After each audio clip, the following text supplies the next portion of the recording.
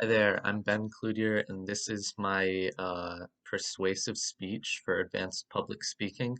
Today I'm going to be talking about how reality TV is bad for mental health. So here we go.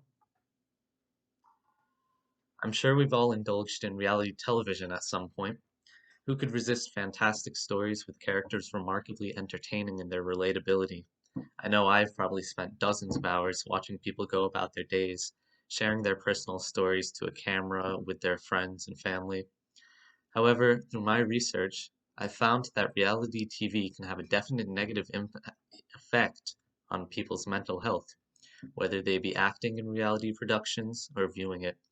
Today, I'll be sharing how this television phenomenon can cause people to develop anxiety disorders, reinforce negative stereotypes, and exploit our most vulnerable people. First things first, it has to be said, reality television is not the same thing as reality.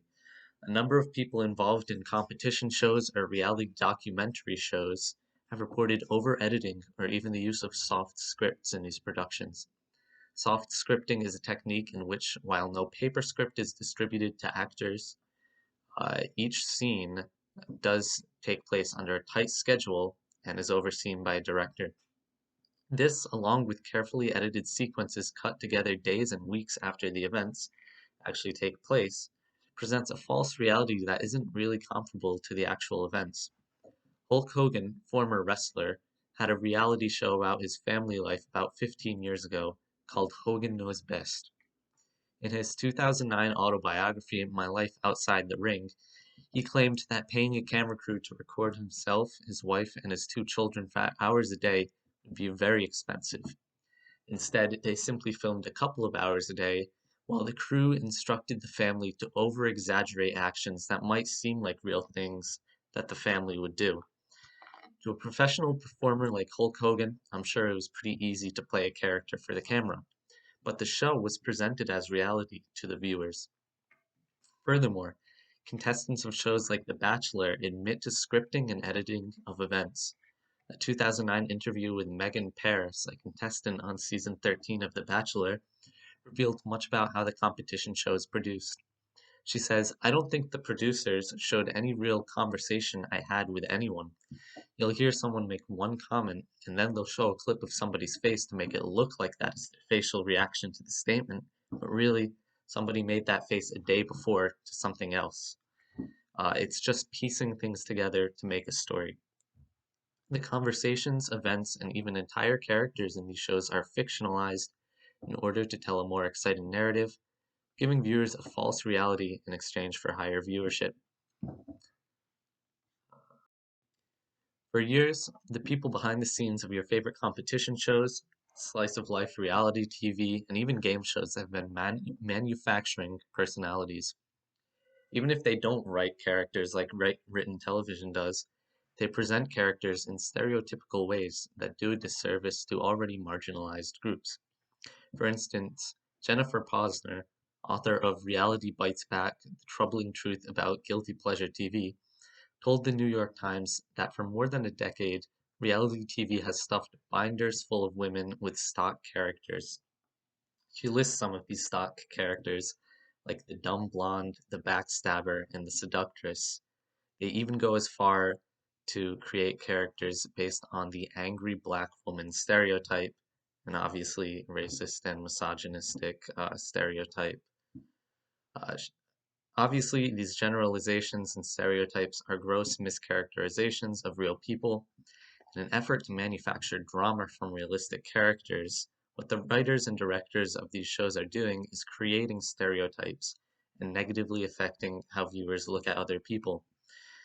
According to a report from Share This, an online analytics program, around 47% of reality TV viewers engage with the programs online.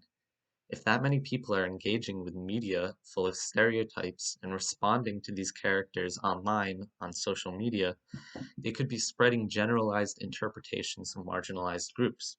What seems like mindless fun on screen can lead to all kinds of prejudices in real life. Reality TV can and has taken advantage of viewers in this way, but they've also taken advantage of the participants as well. Jennifer Gerson Uflasey, wrote a wonderful piece for The Guardian back in 2014 titled How Exploitative Reality TV Transforms the Lives of Its Participants. Back then, the television show Dance Moms was remarkably popular, so Jennifer looked into how one character, then 11-year-old Maddie Ziegler, was dealing with her newfound fame. Maddie was also put into a metaphorical box by the writers of Dance Moms. In order to spin a unique yet familiar narrative, Maddie was shown to be an enthusiastic, hardworking young artist who could be obsessed with success. Because of her prominence in the show, she would go on to dance in music videos, most notably in the video pop hit Chandelier by Sia.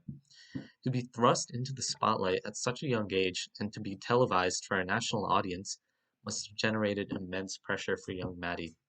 Many young people, including myself, have shared experiences relating to be enthusiastic and successful in early life, but losing motivation and success as they get older. To go from honor roll in middle school to barely scraping by in high school and college can hurt badly and lead to a great deal of stress and anxiety. I can only imagine that hurt applied to a national scale on one very young person. It's not an exaggeration to say that the 11-year-old thrust into stardom by a TV station was taken advantage of to produce some quick content. So, what does this all mean? What does presenting a false reality, stereotyping characters, and thrusting nationwide high expectations onto a child mean for mental health? Well, it could lead to anxiety disorders or lacking psychological support, say some experts. You see, when an audience has an expectation of what reality or people are like, they consider that expectation to be reality.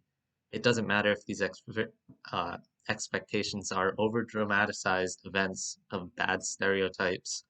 Audiences will respond as if the world is like that. It can be tough to accept that what they know to be true is actually false. It can lead to cognitive dissonance and delusions. Behavioral psychologist Joe Hemmings, who has worked on shows such as Big Brother, has looked at how the contestants have gotten improper mental health support from the showrunners and the studio. In a quote from The Guardian, she says, any TV company doing welfare or psychological assessments, it's entirely down to them to believe it's a good thing to do it. There is no obligation. So it varies hugely in the industry, from people who do, from people who do nothing at all to those who really put the welfare of their contestants as a number one priority. These companies take no responsibility for the mental wellness of the talent during or after the filming of their shows. Tragically, there's been no attempt to improve the welfare on contestants on reality shows, even after the suicides of former contestants of shows like Love Island.